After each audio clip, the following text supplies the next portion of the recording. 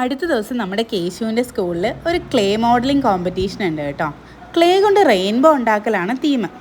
അതിൻ്റെ ഭാഗമായിട്ട് അതിൻ്റെ ഒരു പ്രാക്ടീസ് പണിപ്പുരയിലാണ് നമ്മുടെ കേശുകൂട്ടൻ. ഇന്നലെ രാത്രി അതിന് വേണ്ടിയിട്ട് ക്ലേ ഒക്കെ തപ്പിപ്പിറക്കി വാങ്ങിച്ചുകൊണ്ട് വന്നു. തന്നെത്താനിരുന്ന് റെയിൻബോ ഉണ്ടാക്കലാണ് പണി. ക്യാമറയുടെ പുറകിൽ ഞാനിരുന്ന് ഗൈഡ് ചെയ്യുന്നൊക്കെ ഉണ്ട്. പക്ഷേ ബാക്കി പണിയെല്ലാം അവൻ ഒറ്റയ്ക്ക് തന്നെ. ക്ലേ കവറ് പൊട്ടിച്ച് അതിനകത്ത് നിന്ന് ക്ലേ ഞെക്കിപ്പീച്ചി പുറത്ത് ചാടിക്കുന്നതുൾപ്പെടെ അവൻ തന്നെയാണ്. കുറച്ച് വേസ്റ്റേജൊക്കെ വരും. പക്ഷെ എന്നിരുന്നാലും അവൻ സ്വയം ചെയ്യുമ്പം അതിൻ്റെ ഒരു സാറ്റിസ്ഫാക്ഷൻ അവന് കിട്ടുകയും ചെയ്യും.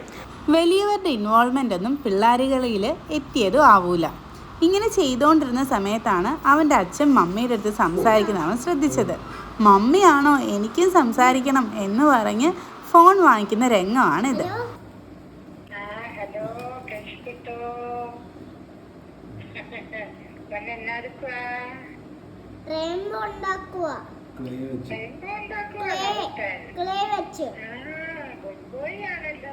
ഫോണിൽ കൂടെ ആണേലും കത്തി വെക്കാൻ അവൻ എൻ്റെ മോൻ തന്നെയാണ്.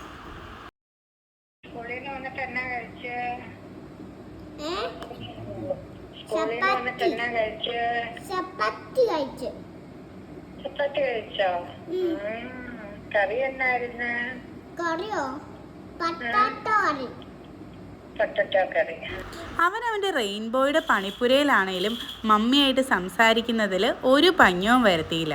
ഈ റെയിൻബോ ഉണ്ടാക്കൽ തീം സ്കൂളിൽ നിന്ന് കൊടുത്തത് മിക്കവാറും റെയിൻബോസിൻ്റെ കളറ് പഠിപ്പിക്കൽ മാത്രമായിരിക്കില്ല ഉദ്ദേശിക്കുന്നത്.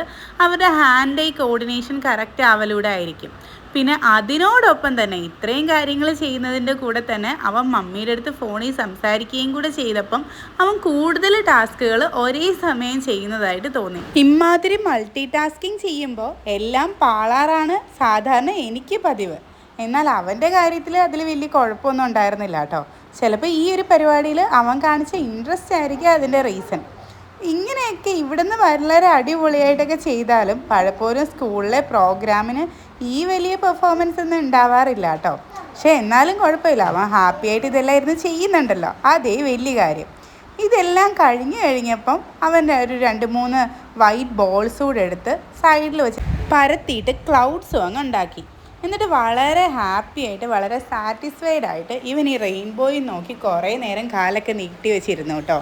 എന്തായാലും ഈ രംഗമൊക്കെ കണ്ടപ്പോൾ രാത്രി മെനക്കെട്ട് പോയി ക്ലേ ഒക്കെ വാങ്ങിച്ച് ക്യാമറയും പൊക്കിപ്പിടിച്ച് ഇവൻ്റെ ഫ്രണ്ടിൽ ഇത്രയും സമയം ഇരുന്നത് വെറുതെ ആയില്ല എന്ന് എനിക്കും തോന്നി.